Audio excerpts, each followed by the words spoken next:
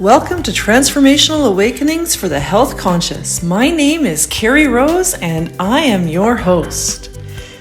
Today we're going to be talking to Jill Novak from Jill Novak Yoga. Jill has been in the industry for many years, and she is just such an inspiration within our community and beyond. I love speaking to Jill. She comes from a yoga background and Ayurvedic information and inspiration. And it's a little different than the trainings that I've received throughout my career as a natural healthcare practitioner. However, it's just a reminder once again, and you'll notice through our conversation how everything overlaps and overlays, everything in this sense of consciousness, health, nutrition, thoughts, mindfulness, movement, all of the pillars that we need within ourselves to be healthy and vibrant and to be able to live this life with the abundance and fullness that we all have within us. So Jill's going to be talking to us a little bit about Ayurveda and the 3 key principles for a thriving life. Just listening to Jill's voice is going to inspire you. It's going to inspire you to go deeper. It's going to inspire you to learn more about yourself, to have the alignment and living the life that you want. She's going to teach you how to take care of yourself and cultivate true self-love, to understand and recognize the signs of stress and anxiety, but she's also going to give you the tools to soothe them. She's going to help you learn to be grounded and calm, responding to life with patience, interest, and love. And of course, she's going to allow you to be the best version of yourself, to continually evolve and grow. Journey has been amazing. I think my kids were little. I wanted something. I had a degree. I left my degree to go and be home with my kids. We moved to the States with my husband's job. We came back and I wanted something. And I took a yoga teacher training, kind of based on some health stuff, and used that to just launch life in a slightly different direction. I taught yoga from 2010. 2014 started to realize that I needed to know more. There was some ways that I was watching what I was teaching not be doable in the bodies that were presenting in front of me. So around 2014, I took a yoga therapist program. So I became a yoga therapist then. And that's where I learned this word Ayurveda, which is the oldest practice health care in the world. It's kind of along the parallel lines of Chinese medicine.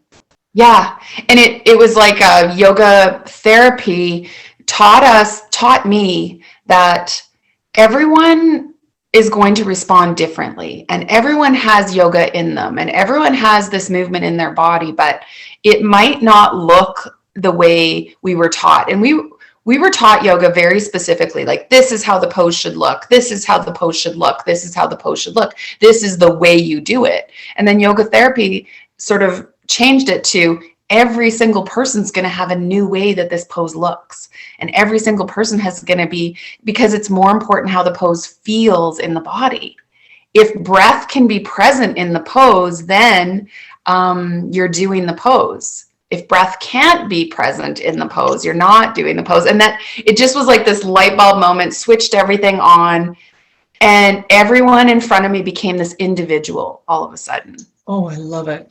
It was fascinating. And then Ayurveda just basically is like, oh my gosh, you guys, like you're made up of these elements, but nobody gave you the manual that says you're 33% this and 22% this, and then whatever the math is left for the last one.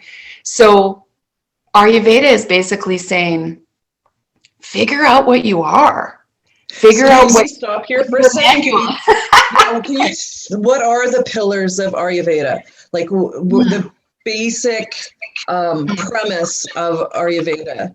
Okay, so Ayurveda would, maybe I'll tell you 2 things. The pillars of health for Ayurveda are sleep, nourishment, and energy management. So if you pay attention to getting a good sleep, if you pay attention to how you nourish yourself, and in Ayurveda, nourishment is not just food. Nourishment is everything you consume with your five senses. So not just with your taste, everything you smell, see, hear, touch, taste. I think I got them all. So like it, you know, the media you consume, the relationships that you have, the job that you're in, the feelings that you bring into your body is how you nourish yourself. And if lots of stuff's happening there that feels toxic or off or whatever, that stuff is going into your body and it has to be digested. And if it's unable to be digested, it leaves gunk. So if you're sort of in the holistic nutrition world, you're going to talk about that as toxins in your body. I talk about it as ama, as undigestible stuff that clogs our connection to our own wisdom, to our own innate wisdom. And so Ayurveda says that connection is everything, and we need to clear ama. We need to make sure that we do two things. We only bring in that which is digestible, that which is nourishing, that our body kind of knows what to do with it, and it nourishes our cells. And we try and not do things or bring things into our bodies that aren't digestible, and create lots of space in how we live our life for our body to go in and kind of dig into the stuff that, oh, I accidentally took that in. It's not very digestible, so I'll go work on it. Give our bodies space to do that. So the first cause of disease in Ayurveda is crimes against your own wisdom. Like, you know, you should do something and you don't do it, or vice versa. Right.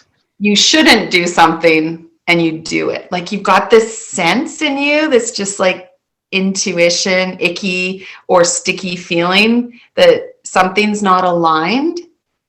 And that, Ayurveda says, is the first cause of disease. Isn't that fascinating? I love that. So I don't know if you know this, but I'm writing a book. And it's a much more challenging process than I gave it credit for. It's going to be a while. But the premise of my teachings, the premise of my book, I've developed an acronym. And so the acronym is LOVE. And that stands for listen, observe, validate, and encourage. And you need to start with loving yourself. And so when you're listening, observing, regardless of it, so even if it's those icky feelings, you need to validate that. And so, because what we tend to do as human beings is that we attach emotion to what's happening around us and within us. And if that emotion is not what I say above the line, when it's above the line, it's joy and happiness and all these wonderful, beautiful, lovely feelings, right? And they're great to have and for that momentum to go forward. But if they're below the line, they get stuck in us, and it creates a division in the communication, the connection within ourselves. So me as a therapist, a body therapist, I see the connections being severed in the nervous system, in the digestive system, in all the systems and so where I come from is reconnecting, and through body talk and through body work and I believe that there needs to be a physical action to release pent up. So that's why I love what you do, and I can't wait to learn more, because I feel like I might be doing Ayurveda without even knowing it, right? And I think that's what the really, really important takeaway is, because you are. It's like we're speaking different languages, saying the same thing. Oh, goosebumps. Because I've heard you say before, the issues in the tissues. Yep. I heard you. Absolutely. Okay, so I need to tell you something. Listen, observe, validate, encourage. So when I first started meditating, I was like, what the hell is going on here? Like, what is this process that's happening in me? And my process that I'm not as good as your acronym. My 4-step things that I find happen are that you have to tune in. Yep. You have to tune in, and yoga and Ayurveda talk about the koshas, the layers of your body. And these layers are physical, breath, mental, emotional, intuitive, and then your bliss body. Okay. But they are the 5 layers of your body. And then this word illusion. It is an illusion that they are separate. It is an illusion that they can be pulled apart from each other. We have just, and our world has definitely, our Western world has gone, this is one layer. It has nothing to do with this layer. It has nothing to do with this layer. It has nothing. And we're like, oh, bullshit. They all go together. And so when I'm meditating, there's something going on where it's like these layers are all connected. I need to tune in and I need to start to listen. So my first one is tune in, which is like your listen. Yeah. My second one is actually a listen, which is yours is observe. But my physical body speaks to me not in English, but it speaks to me in sensations. And that's my observe. It's observing what your body is doing. Yeah. So I was just like, I need to put vocabulary to this. So that layer is like, how is my physical body communicating with me? How am I listening? How am I observing that? And sometimes it's like hunger, hot and cold. It's like clammy, stuffy, achy, stiff, tight, all those kind of physical observations. And then what is my mental stuff happening? Is it anxious? Is it depressed? Is it stressed? Is it busy? Is it like so clear that nothing sticks? Is it so sticky that nothing lifts out of it? Like get a sense of it. What is on my heart? What do I observe there? How do my emotions speak to me? Without judging it, right? Yes. Yeah. And that's the validation. Your third one is validate. Yeah. Mine is respond. Don't react. How can you choose your response? How can you hold space for all that you're seeing? Because in both yoga and Ayurveda, yoga means union of mind, body, soul. So when your mind, your body, and your soul all are in agreement, then you are in health. I love it. I didn't know that was the definition of that's what yoga meant. Yeah. I don't think I've ever heard that through all my travels. So think about the incongruity we have in our lives where maybe you're eating really well and you're going for runs and stuff, but your self-talk is just brutal.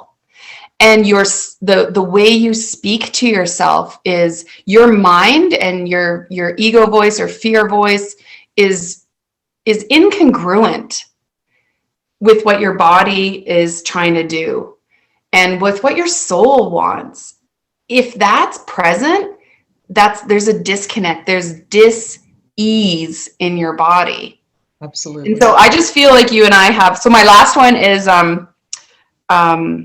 feel the reward. Like just feel the reward of you. And I wish I would have come up with love, like freaking amazing, Carrie. That's so cool. It's so cool, but isn't it funny that independently, kind of in our own pathways, you're not even practicing yoga. So guess what? Sorry to tell you this. You're practicing yoga. You're just not using the vocabulary. Totally. You're using a different vocabulary. And I wish I would have coined it before you. So good for you. Can I use it and just put TM Carrie Rose beside it? Absolutely. But I think that's the thing, is that there's this wisdom inside of us. I'm playing with this. I'm not playing with it. I've been playing with it for a few years. This idea that what if instead of us having to sort of repent and sacrifice and whatever we've been taught in our Western religious heritage, what if we just assumed that the divine already blessed us all? Right. And that there's a gift inside of us that has been placed there, possibly even before our conception. And that the universe is just sitting there, rubbing their hands together, clapping their hands, going, open your present, open your present. I can't believe the gift that's inside of you that the world is waiting for. I absolutely love that. I absolutely love that.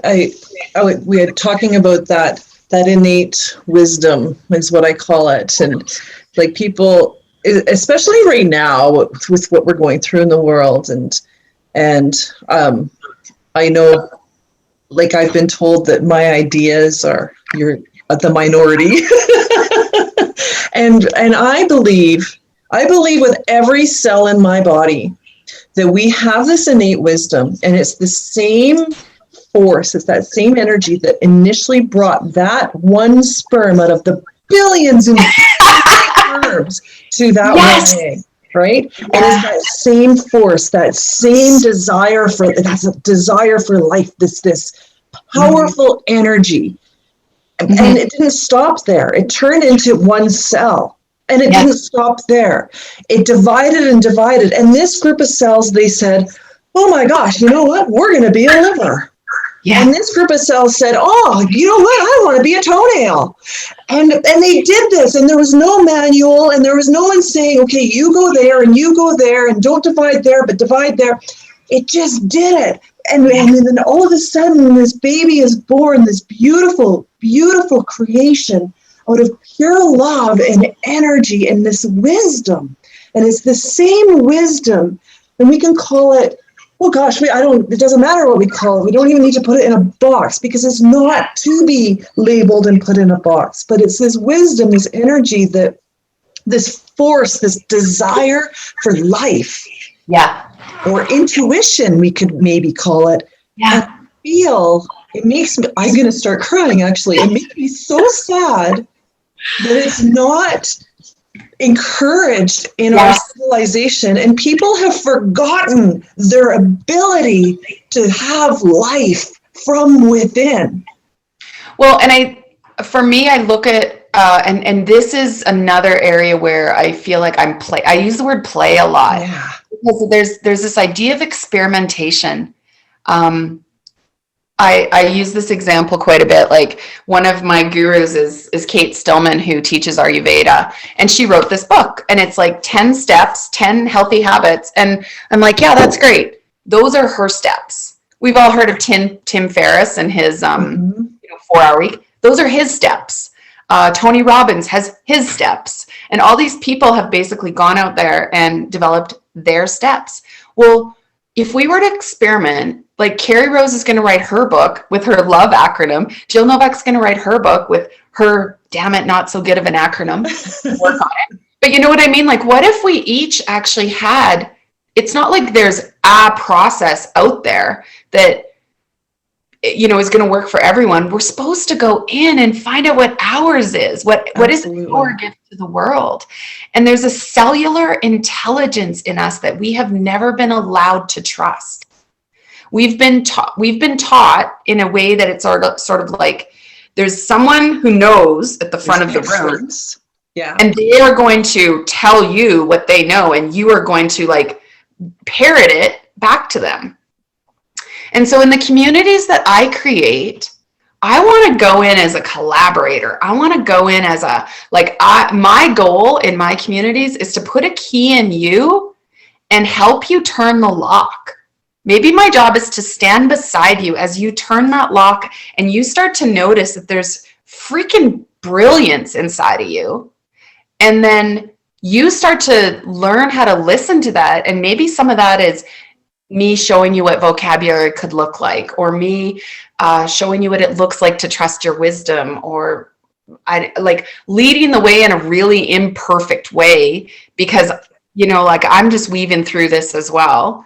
And I mean, you and I just talked about that previous, just like how our careers have paralleled, because we've been messily like paving our paths side by side separately for a long time. And I'm like, it just makes me proud to be even having this conversation, because the learning that you and I have both integrated and embodied over these last 10 years has brought us to this place here.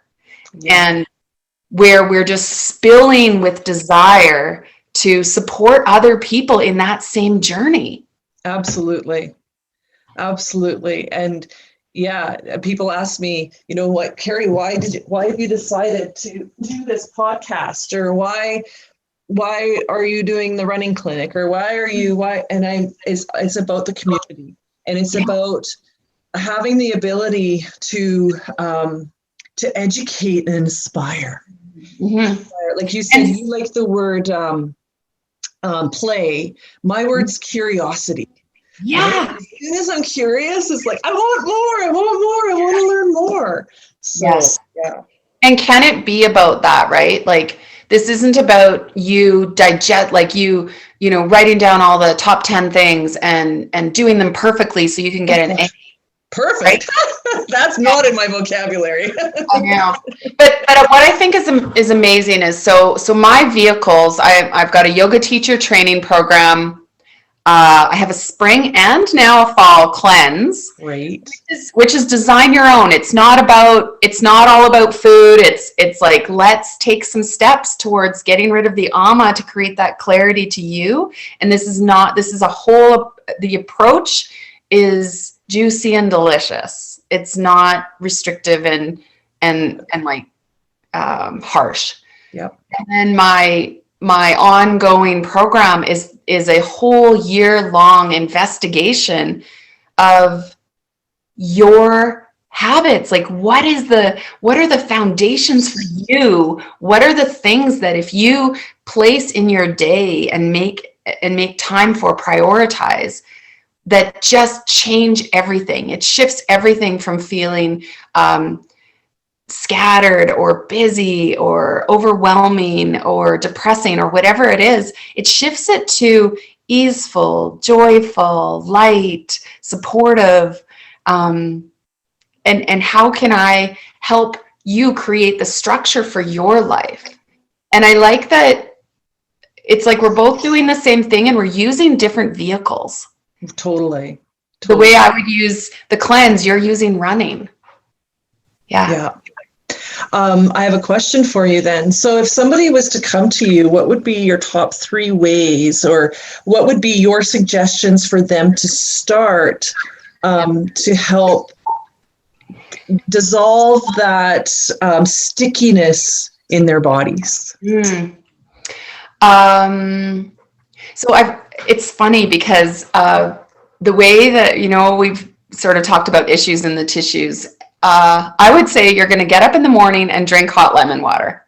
And I want to tell you why, because the physical body is a very palpable, like it's tactile. You can touch it and see it. There's some quantifiable stuff there. And if you can create a small habit like drinking hot water, and you can connect a puzzle piece to what effect that has in your body, then what you're doing is you are showing your body that creating change can have result, and creating change can be positive, because we tend to be kind of fearful of change in our culture and in our ability to take risks and our ability. So we start small. Ayurveda care is very much about digestion, and everything is about digestion. Everything is about every day you need to have a really good poop, because if you don't, you have shit for brains. Right. So that hot lemon water in the morning is for you to start having a good relationship with your digestive system. Beautiful. And if you can wake up every day, and some people need 1 cup of hot lemon water and their bowels get moving. Some people need like 5. Right. But it brings you into relationship to what's going on with your body. And that would be my first one. I think my second one would be around noticing your eating patterns. And that probably is an even bigger conversation. Yeah. That's a whole podcast. Yeah, right? We'll have to talk again. Yeah. and then of course, sleep, right? So the easiest one for me to start with is just that lemon water in the morning. And start to play, start to be curious, start to just use it, like interject it before your cup of coffee in the morning, right, and notice what the deal is. So rituals, I'm assuming, would be I'm going to step back for a second here. one thing that I've noticed, and whether it's because being a parent or a healthcare practitioner, or just in my own life, I feel that in Western society, there's a desire or a drive to want more things, more material things, or more options and availabilities. And it's like, remember growing up, I'm a 70s baby, early 70s, and there was 3 channels on the rabbit ear TV, and now you have a plethora of options and things. In my opinion, I feel the more options we have, the more chaos and stress we have, and there's a direct correlation. And so I'm thinking about just starting with that using your lemon water analogy here, and to create that ritual or routine and take out the choices. Oh, should I have a coffee this morning, or should I have a tea, or should I have hair of the dog? I drank too much, or whatever, right? But to create that ritual of the lemon water and take those choices out of the whole paradigm, it alleviates some of that chaos and stress within. Yeah. Oh, you're so right. You're so right. And it is like that. Like, I think all the habits of Ayurveda are ones that, they can be splashed across the front of every magazine, like get 30 minutes exercise a day, like get 8 hours sleep every night, drink 8 glasses of water every day, don't snack before you go to bed. Like, those are all pretty basic Ayurvedic principles. And our Western world knows it. But instead of thinking of it as, splashed on the front of a magazine, I love how you use the word ritual, because if you take something and you automate it in your life, you simplify it. Absolutely. And we do need to create as much space for that digestion as possible. As much space as we can where there aren't this barrage of opinions and voices and choices kind of coming at us, where we are powerfully deciding for ourselves what needs to be in that space, so that we're not always reaching for someone else's solution. It goes back to, you said earlier, responding versus reacting. Yeah. Right? Yeah. And to have that empowerment. Yeah. And I do think we have to play with it, because, like, there's some people who are going to practice this lemon water, and after a while, they're not even going to need coffee. Their body's not going to ask for it. They'll find that they pour themselves one, and then, I only drank half a cup, and now it's cold and I forgot about it. And wow, that's interesting. And then there's some people who, I found I was completely off coffee until the pandemic started. My husband came home and started brewing it in the house again. The smell, yeah. And then coffee came back into my life. But this is just it, that can we, and there's this other way I think about responsibility, our ability to respond. Can we increase? Can we get clearer? Can we be more powerful in our ability to respond? And if you put those 2 words together, respond ability. I love it. Responsibility. Like, we see in our culture responsibility as like this kind of heavy, it's a should. These are your shoulds. You should do this. It's your responsibility. And what if we changed it to, this is my ability to respond? And I am curating and cultivating a powerful ability to respond to the messages my body's telling me, because I have responsibility. I love it. I absolutely love it. I feel like there's something happening, maybe as women find their voices, that we're curating a new paradigm away from this competitive sort of thing to this collaborative thing, to a crossover of, can your skill set help me, and can I support you, and can rising tide lift all boats? And it doesn't even matter, just thinking about the water rising, it doesn't even matter how the quantity, the amount is still going to have an effect. All those boats are going to rise. No, none of them will be left. They're all going to rise together.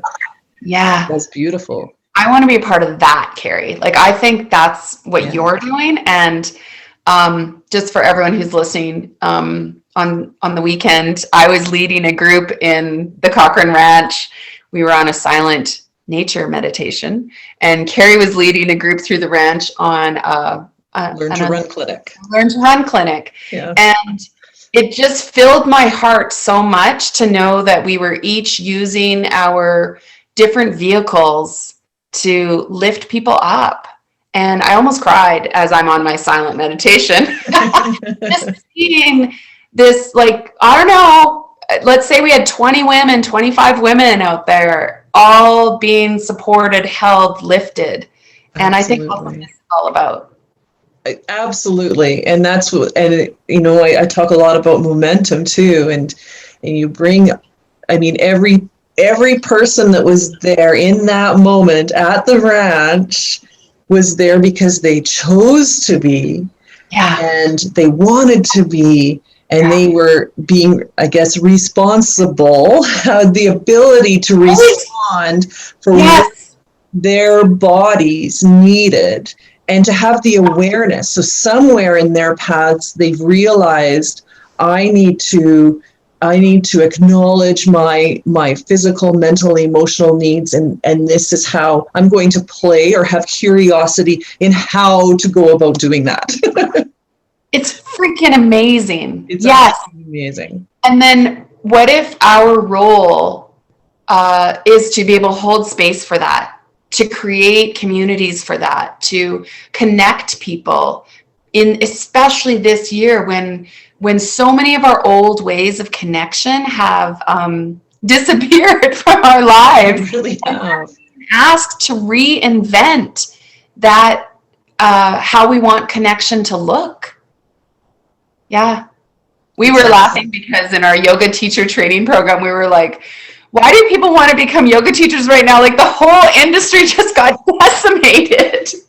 Nobody can go take a yoga class right now, but everyone realizes that that the paradigm might be changing, but yoga's never going to die. Yoga can't die. It's through way more than this pandemic.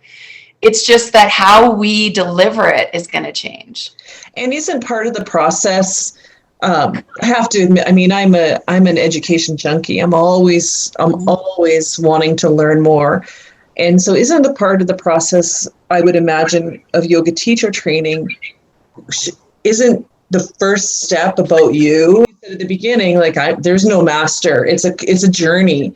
And that's what I feel about life and wanting to explore and learn, and I admit, goodness, I'll never have all the answers. I'll never claim to have all the answers. And I'll be the first person, if you came to see me for any kind of treatment, if I don't know the answer, I'll either try to find it, or I'll send you to somebody who I think might know the answer, right? But although these people are coming in for yoga teacher training, and it's not a great time right now, they're kind of like what you and I have done, our personal journeys, that momentum changes the world. It does. Teach or not. Absolutely does, yeah. And we start with a whole weekend on Ayurveda so that you start using these Ayurvedic tools to learn you.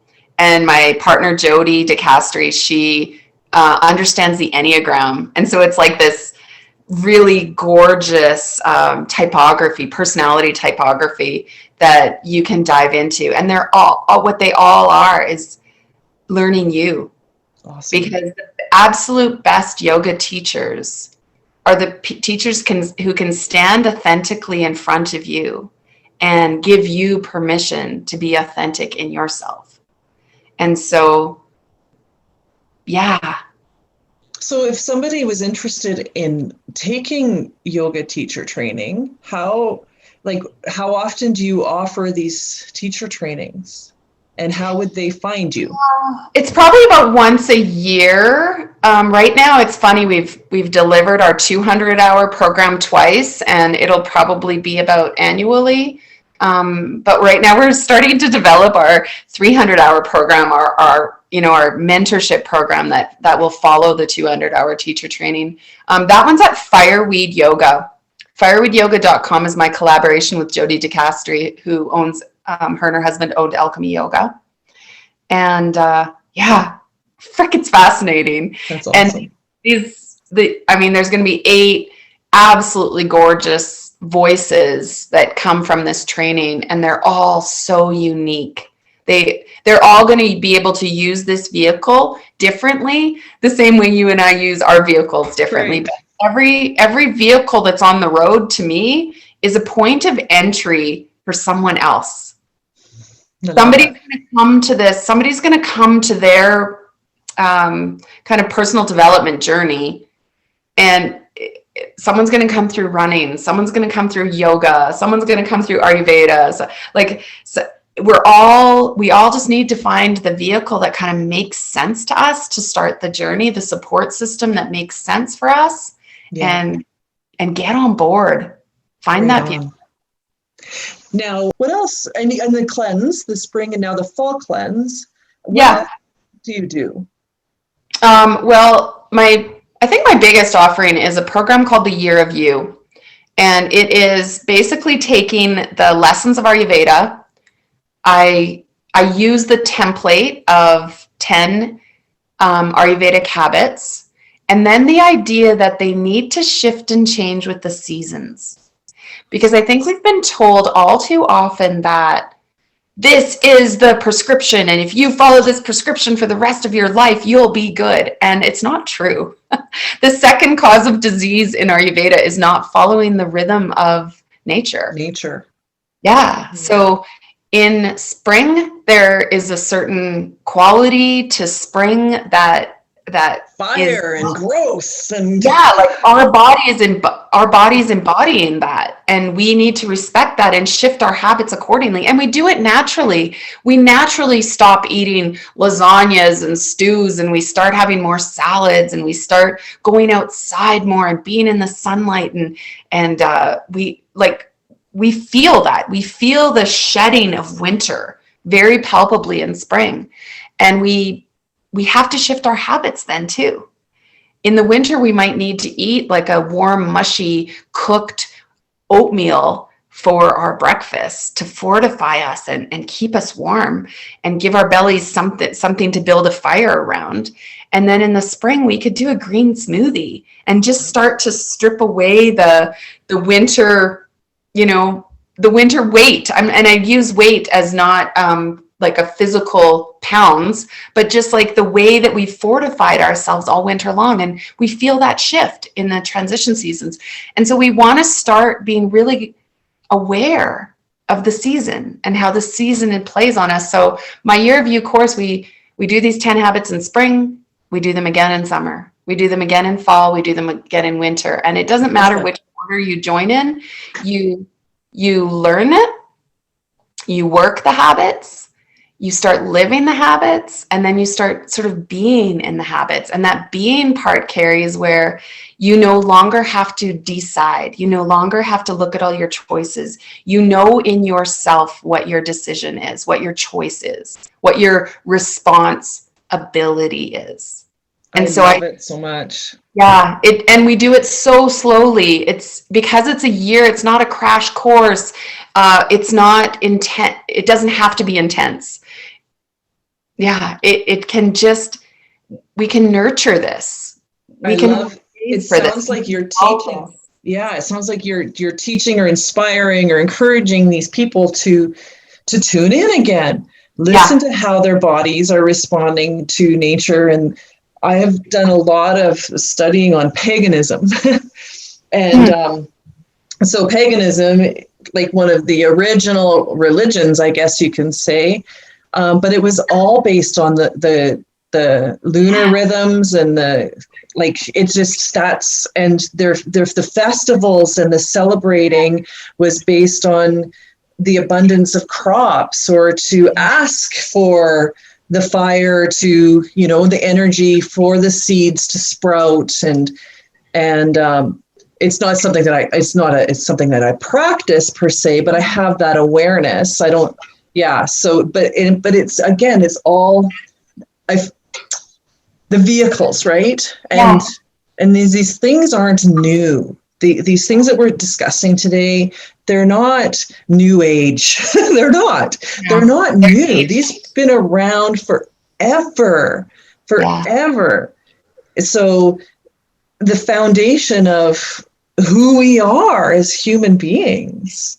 And again, I feel like people need to be reminded of that innate wisdom, that natural longing for connection with all the energies around us. And the piece that's so ancient is that this wisdom is in your cellular intelligence, because you are not separate from nature. You are not separate from the universe. You are not separate from. And so as we learn to trust that innate wisdom, that kind of intelligence within us, we will automatically tune to nature's rhythm. We will automatically tune to really solid connections with other humans. Yeah. I was going through some of your stuff, and I understand that you have a mini course if somebody didn't feel like they were necessarily ready to just dive into the year long. That you're offering a mini course? Yeah, so I have kind of two mini courses, but this June there's I have an online course called How Ayurveda Works. And what I'm going to do in June is offer that course. Right now it's all online. You just do it self-guided. Perfect. But I'm going to release the course as a group, and we'll do the group as a group study together, so that there'll be lots of Q&A time and things like that. So I'll send you, Carrie, a coupon code. So if anyone wants to take that course with us in June, I'll give you the details for the discount. Excellent. Thank you. Yeah, just to join the live rollout, so that it's not just you kind of taking a course all by yourself, but it's you joining that connection and community together again. Yeah. I love it. Thank you. So if we were to leave today and you were to give me or anyone one juicy tidbit and one juicy, beautiful suggestion on where to start, how to start. If this is completely new to you and you're like, I don't know what you girls are talking about, I don't hear anything inside my body, my back aches, and that's just the way life is, or wherever these people are starting, and they've come here, they're listening to us right now for a reason, and hopefully something that we've discussed today resonates with them, and they're going to reach out and inquire, have some curiosity, want to learn more.